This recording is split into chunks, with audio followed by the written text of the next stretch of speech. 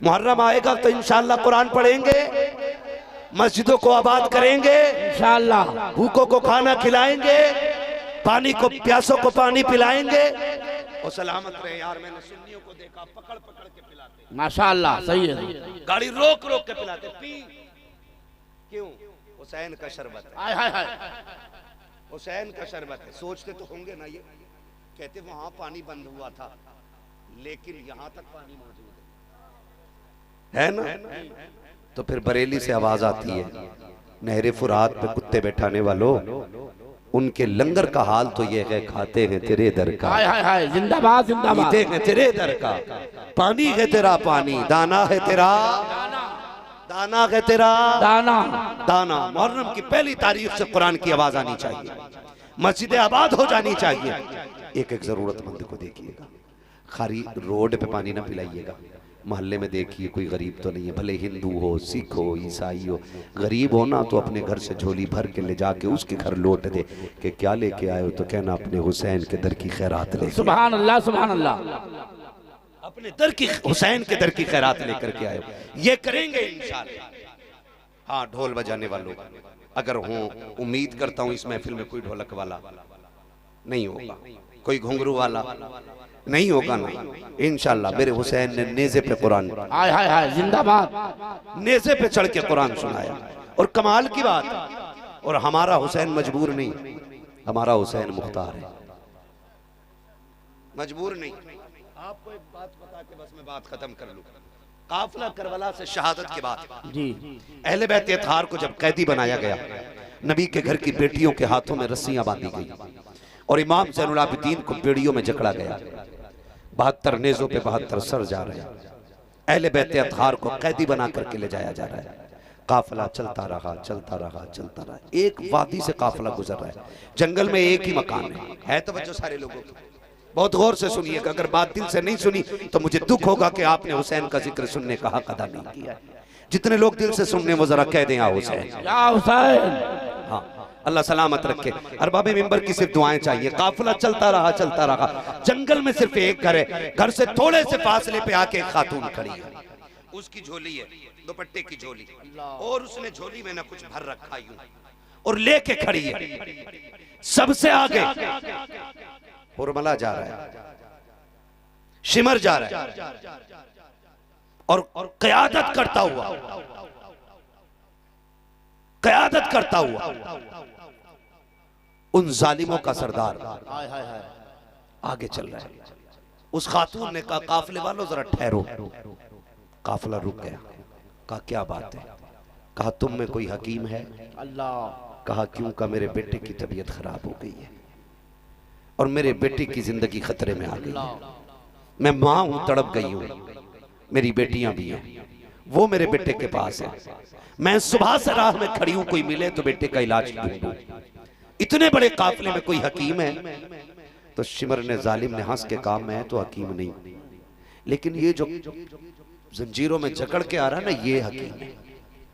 लेकिन उसने मजाक के तौर पे कहा था इमाम ज़ैनुल आबिदीन की तरफ कि जा इससे पूछ ले ये हकीम है कि नहीं। वो बूढ़ी इमाम ज़ैनुल आबिदीन के पास जाके कहने लगी, कैदी तू हकीम है, तबीब है तू? मेरा इमाम मुस्कुरा के कहता, माई मैं भी हकीम, मेरा बाप भी हकीम, माशाअल्लाह माशाअल्लाह माशाअल्लाह, मेरा घराना ही तबीबों का है। उसने कहा फिर मेहरबानी कर मेरे बेटे का इलाज कर। कहने लगे, मां लेकिन मजबूरी है, इलाज करने तो मैं जा सकता था लेकिन मेरे हाथों में हथकड़ी, पैरों में बेड़ियां डल गई हैं, ऐसा कर इनसे इजाजत ले ले और मैं चलने तैयार हूं। वो जाके कहने लगी, इस कैदी को मेरे साथ भेज दो। वो थे दौलत के कुत्ते। कहने लगे, भेज देंगे, देगी क्या? उसने कहा, पूरे घर का सोना ले आइए, सारा सोना ले लो, ये तबीब मुझे दे दो। वो दौलत के कुत्ते, उन्होंने सोना सारा ले लिया और हंस के कहा, ले अगर हमारी मानी होती तो आज कैदी ना होती। फिर अली के बेटे को जलाल आया, फरमाने लगे, चाबी अपने पास रख। अली के बेटे को जंजीरों के लिए चाबियों की जरूरत है। माशाअल्लाह माशाअल्लाह माशाअल्लाह। झटका दिया, टूट गई जंजीरें और चलने लगे। बूढ़ी आगे आगे, इमाम पीछे पीछे। दुख इतना था, पैर पूरे नहीं उठ रहे थे, ऐसे खिचड़ के पैर चल रहे थे कि जमीन में लकीरें बन रही थी। दरवाजे के करीब पहुंचे, बेटी दरवाजे पे खड़ी औरत की, उसने कहा माई बड़ी देर कर दी, किसे लाई है? जब इतनी बात कही तो माँ ने मुड़ के देख के कहा तबीब लाई, तबीब लाई। बेटी ने रो के कहा माँ तबीब की जरूरत नहीं रह गई है। कहा क्या? का भाई दुनिया से चला गया। बूढ़ी की चीख निकली, उसने हाथ जोड़े, कहा मेहरबान मजलूम मुसाफिर चला जा, अब जरूरत खत्म हो गई है। कहा क्यों? का बेटा नहीं रहा। तो ये सखी इब्ने सखी है, करीम इब्ने करीम है। जब कदम उठ गए तो यूं तो नहीं पलटना था ना। आपने फरमाया माँ यहाँ तक आया हूं तो बेटे तक तो आने की इजाजत दे दे।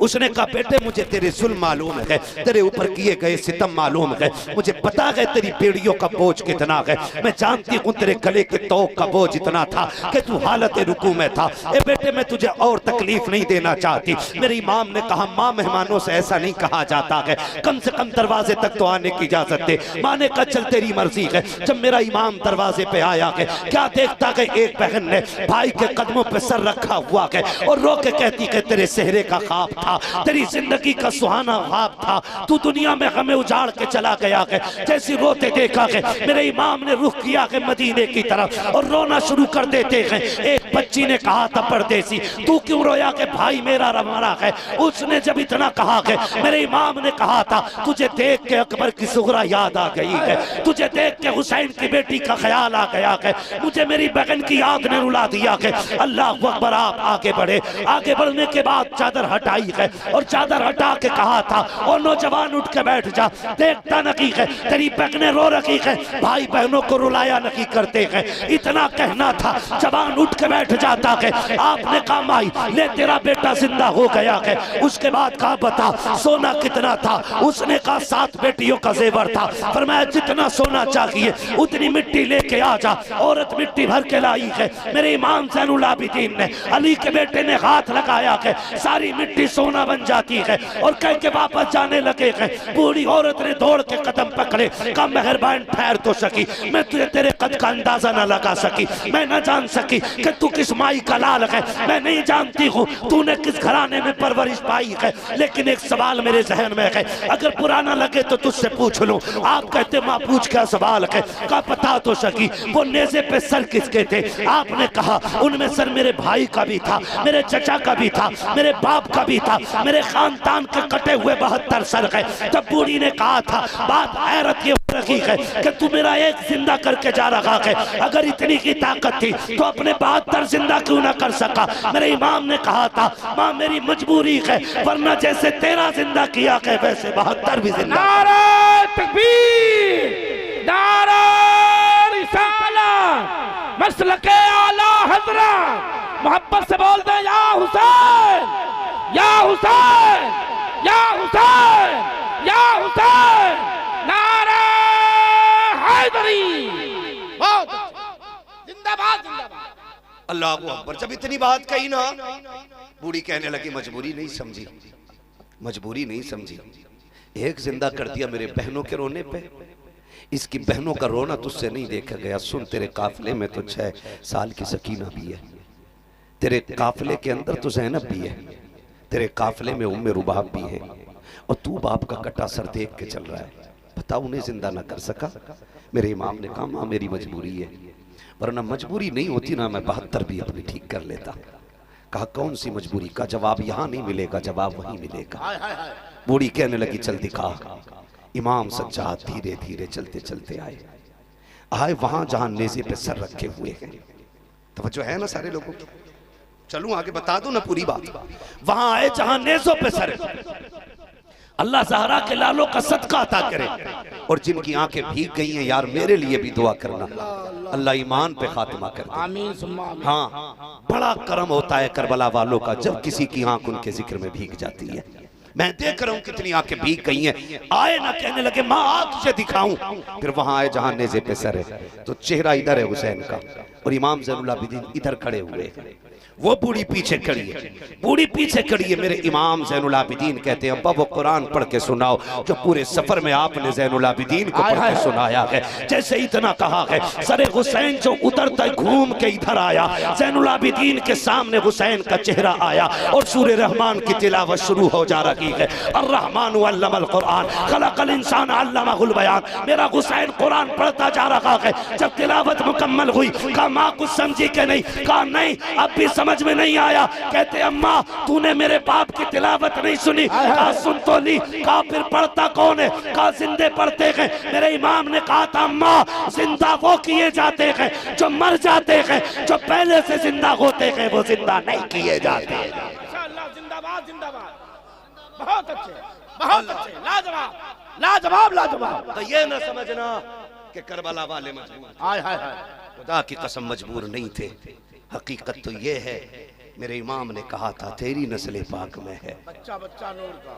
एक बंदा कहने लगा जी ये जो रिवायतें आप पढ़ते हैं, ये किताबों में जो लिखा है कि उन्होंने देखा घड़ी टूट गई, तो कैसे टूट गई? मैंने कहा कुरान पढ़ा कर, हाय हाय हाय, तब तुझे अकल लगेगी। कहा क्या? मैंने कहा हज़रत दाऊद अलैहिस्सलाम लोहे को पकड़ते थे तो वो पानी की तरह बहने लग जाता था। लेकिन सूफिया ने तफसीर बयान की है, फरमाया उनके पकड़ने में जो असर था ना वो ये था कि जब लोहा पकड़ते थे तो मेरे मोहम्मद का नाम लेते थे। माशाअल्लाह माशाअल्लाह। मैंने कहा अगर दाऊद मोहम्मद का नाम लें तो लोहे को पानी बना दे, क्या उनका बेटा उनका शहजादा अगर लोहे को देख ले तो वो नजर से पानी नहीं बना सकता है? वो भाई आला हज़रत फरमाते हैं तेरी नस्ल पाक में है। बच्चा बच्चा नूर का। सलामत रहे जो पढ़ रहे हैं, तेरी नस्ल पाक में है। बच्चा बच्चा नूर का। तू है ने नूर तेरा, घराना सब घराना नूर का। अल्लाह सबको ज़हरा के लालों का सदका अता करे, फातिमा ज़हरा के पालों का सदका अता करे, अल्लाह हुजूर के नौनिहालों का सदका अता करे। फरमाया गया लक़द कान लकुम फ़ी रसूलिल्लाहि उस्वतुन हसना, महबूब की ज़िंदगी आपके लिए बेहतरीन नमूना है। हुजूर के किरदार को अपनाइए, रूठे हुए भाइयों को मनाइए, जो किसी से नाराज़ हो गए ना रब रसूल की रज़ा के लिए उसे गले से लगा लीजिए। अगर वो धक्का भी दे, चल अड़चन नहीं मिलना तो उससे कहा यार मिल जा। कहा गलती तो मेरी थी, फिर भी नीचा हो गया। कहा मैं तुझे देख के नीचा नहीं हुआ, मैं मदीने वाले की बात सुन के छोटा हो गया हूँ। फरमाया गया हुजूर ने फरमाया जो रूठे हुए को पहले सलाम करेगा अल्लाह उसके सारे गुनाह माफ फरमाएगा। माशाअल्लाह। करेंगे इंशाअल्लाह, सारे वादा करें पीछे तक हाथ उठा के, करेंगे इंशाअल्लाह। हमें नाराजी नहीं रखनी है, एक दूसरे को माफ करना है। मुहर्रम आ रहा है, तिलावत करनी है, हर घर से कुरान की आवाज़ आए और इतना पढ़ना है कुरान के 10 मुहर्रम को कम से कम हर बंदे की तरफ से एक कुरान करबला जाना चाहिए। सुभान अल्लाह सुभान अल्लाह। हर बंदे की तरफ से, हर सुन्नी की तरफ से कुरान जाना चाहिए करबला, ताकि मेरा इमाम कहते जो कुरान मैंने नेज़े पे पढ़ के सुनाया था वो कुरान मेरे चाहने वाले अपने घर के मुसल्लों पे पढ़ के सुना रहे हैं। करेंगे ना इंशाअल्लाह। इंशाअल्लाह बस जो हुई अगलात उनको माफ फरमाए रब कायनात। जिंदगी ने दिया साथ, फिर होगी मुलाकात।